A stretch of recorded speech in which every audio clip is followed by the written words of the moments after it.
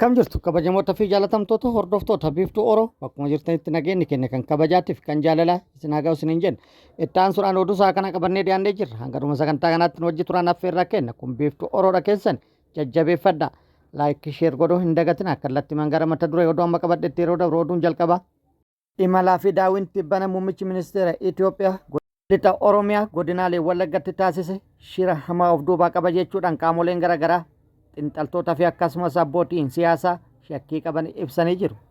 Deeggartoonni PP muummichi ministeera Itoophiyaa Abiy Ahmad gara lixa Oromiyaa godinaalee Wallaggaa kan imale araara buusuuf yookaan nagaa buusuuf kan jedhan yoo ta'u, isaanuma keessaa immoo akka rakkoon nageenyaa hin jirretti kan dubbatan yoo ta'u, akka fakkeenyatti gorsaa muummicha ministeeraa kan ta'e Geetaachoo Raddaa Wallaggatti yaaddoon nageenyaa hin jiru. Wallagga yeroo ammaa kana dirree misoomaa taatee jirti. Kan jiru abdii misoomati jechuudhaan dubbatee jira. Faallaa kanaaf maaltu jedhame kan jedhu guutuu odeeffannoo kana qabannee jirra isin biraan geenna.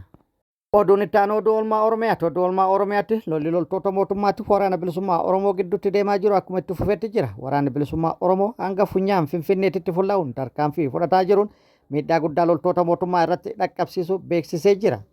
Finfinneerraa kiiloomeetira muraasa irratti aanaa mulotti tarkaanfii guyyaa tokko dura fudhateen injifannoo argatu isiniin geennee turre. Kan viidiyoo irratti argitan kun magaalaa Mulooti.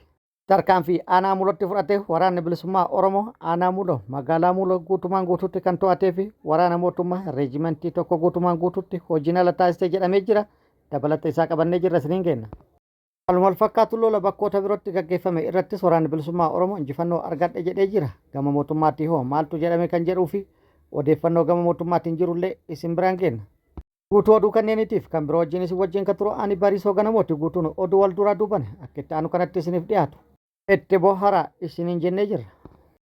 Daawwiin bana muummichi ministeera Itoophiyaa lixa Oromiyaa godinaalee Wallaggaatti taasise yaada qeeqaa fi akkasumas yakkii uumuun akkuma itti fufetti jira.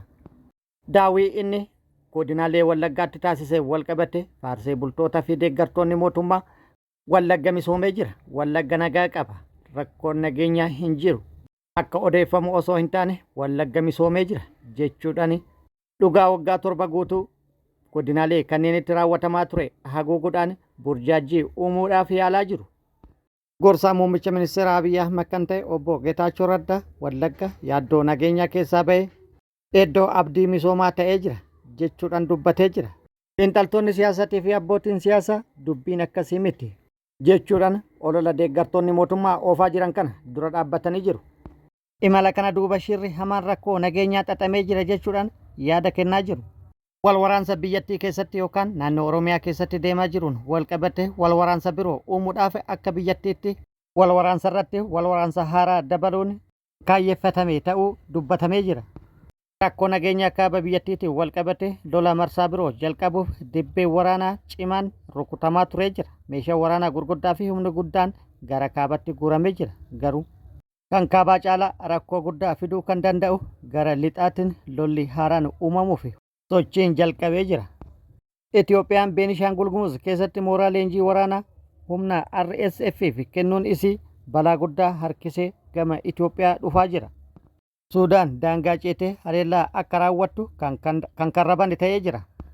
Isa kanaaf immoo hedduun dursanii yaada itti kennaa kan turan yoo ta'u amma immoo qabatamaan Suudaan daangaa Itoophiyaa ceetee haleellaa raawwachuu akka dandeettuu fi haleellaa raawwachuu akka jalqabdes dubbatamaa jira. Haleellaan Suudaan daangaa ceetee raawwattu hidha haaromsaatiif illee yaaddoo guddaa akka ta'etti dubbatamaa jira. Gara biraatiin lolli Suudaan daangaa Itoophiyaa ceetee raawwattu naannoo Beenishaangul Gumuz qofatti kan dhaabbatu osoo hin taane godinaalee Wallaggaa Afraan akkasumas naannoo Gaambeellallee kan dabaratu yookaan kan daratu ta'uu akka danda'u hedduun tilmaama isaanii kaa'anii jiru. Muummichi ministeera lixa Oromiyaa godinaalee Wallaggaa daawwatuun immoo muddamsuu kallattii kanaan uumameen kan wal qabatuu fi lola biroo lola irratti dabaluudhaaf lola biroo lola irratti uumuudhaaf kan kaayyeffate jechuudhaan hedduun tilmaama isaanii kaa'anii jiru. Akkuma jirutti ta'ee Suudaan haleellaa diroonii jalqabde jedhamee jira. Guyyaa kaleessaa haleellaa diroonii raawwatteen lubbuun nama nagaa tokko darbuu maddeen garaagaraa gabaasanii jiru. Haleellaan kunis kan raawwatame daangaa Itoophiyaa irratti jedhamee jira.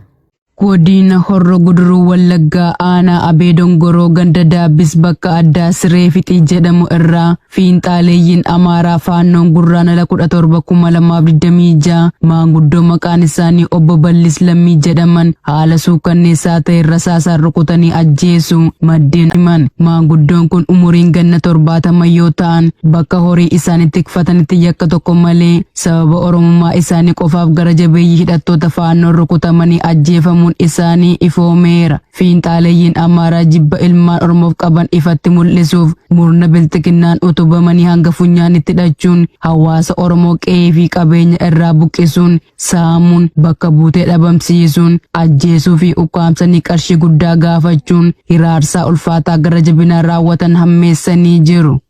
Godina Lixa Shaggar aanaa Iluu Galaan ganda Abakuu Aannoo jedhamu irraa torban darbee keessa jaliiwwan biltsiginnaa qonnaan bulaa maqaan isaa obbo Shallamaa Xaaloo jedhamu qonnaan bultoota hedduu waliin osoo inni dhukkubsatu fedhii isa malee ukkaamsuun mooraa leenjitti geessanii dararaa jiraachuu maddeen himan. Qonnaan bulaan kun harka qalleessaa fi abbaa ijoollee lama kan ta'e baroota dheeraaf dhukkuba garaachaa ulfaataan rakkataa kan jiru yoo ta'u humnoota murna garboonfataa Piippiin erga ukkaanfamee leenjii dadhabuu isaa yoo itti himatu sobdeetu akkas taata malee fayyaa qabda jedhanii gaafa gurraandhala 16 2026 reebicha ulfaataa irratti raawwachuu jiraattonni itti dhiyeenyaan beekan ibsanii jiru. Reebicha ulfaataa qaama isaa irra ga'een yeroo ammaa kana mooraadhuma leenjii waraana biltsiginnaa keessatti du'aa fi jireenya gidduutti kan argamu ta'us tiksitoonni barcuma barree koloneel Abiy Ahmed yoo du'eessa aduu jedhanii yaalaa fi nyaata garaacha isaaf barbaachisu malee gara jabinaan hiraarsa jiraachuun himameera. Murni garboonfataa Piippii jaleewwan isaa hunda gara jabinaan leenjisee bobbaasuun qonnaan bultoota Oromoo dhukkubsataa fi fayyaa xiqqaa fi guddaa beekaa fi walaalaa osoo hin jenne hojii idilee irraa humnaan ukkaamsee gara mooraa leenjii waraanaatti geessuun hiraarsa ulfaataa raawwachuun hammeessee jira. Godina Baashaggar aanaa Boosat gandoota garaagaraa keessatti murni biltsiginnaa gaafa guraandhala 19 2026 irraa eegaluudhaan midhaan buqqaatotaa saamuu akkasumas leenjii waraanaaf dargaggoota humnaan guuraa akka jiran maddeen keenya qabatamoon himan. Bifuma walitti eerame kanaan murni biltsiginnaa kan saamichaa fi ajjeechaa akkasumas dargaggoota Oromoo ibiddatti guuruuf dibbee lolaa kaabaa murni biltsiginnaa rukutaa jiruun walqabatee dargaggoota abdii borii ta'an adamsanii manaa fi bakka hojii isaaniitti dhaquudhaan hidhattoonni murna badii waan lolaniif hin beekne akkasumas kaabinoonni sirnichaa ilmaan Oromoo adamsuun gara mooraa leenjii waraanaa fi milishaatti jumulaan guuruu irratti argamu. Haaluma kanaan bulchiinsa magaalaa Warjii Baatuu magaalaa Bofaa keessatti halkan edaa mana uummataa cabsanii seenuun shororkeessanii irriba dhorkuun ijoollee isaanii hojii garaagaraa hojjechuun maatii isaanii gargaaran osoo isaanitti boo'anii maatii reebuun humnaan fuudhanii akka deeman maatiin dargaggoota kanneenii himan. Magaalicha keessatti dargaggoota hedduu guuran keessaa kan ammatti maqaan isaanii argame